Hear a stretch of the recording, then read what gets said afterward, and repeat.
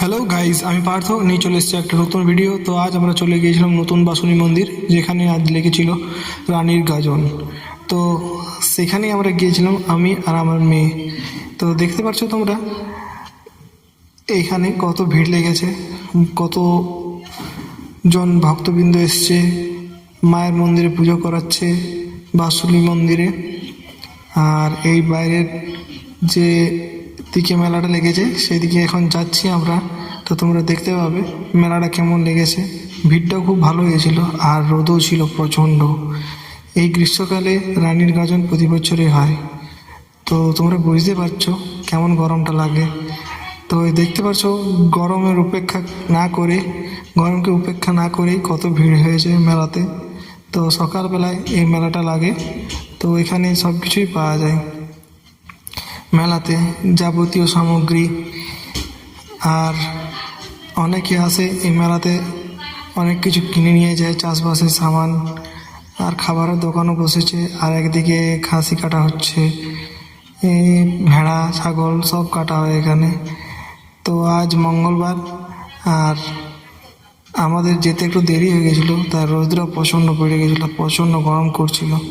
তো এদিক ওদিক ঘোরাঘুরি করে কিছু কেনাকিনি করলাম না, শুধু গেলাম এক চক্কর ঘুরলাম। আর ঘোরাঘুরি করে আর পাচ্ছি না, রোদটা প্রচণ্ড লাগছে। তো আমি মেয়েকে বলছিলাম চল ওটা একটু ঘোরাঘুরি করে চলে যাবো, বেশিক্ষণ থাকবো না এখানে। তো এদিক ওদিক ঘোরাঘুরি করলাম, এক দুটো জিনিস দেখলাম যে কী নেব করে। তো কিছুই তো নেওয়া হলো না, রোদটা এত লাগছে যে দাঁড়ানোই যাচ্ছে না কোনো জায়গাতে। তো এদিকে ঘোরাঘুরি করতে করতে একটা বন্ধুর সঙ্গে দেখা হয়ে গিয়েছিল, বন্ধুর সঙ্গে কথা বললো একটুকুন।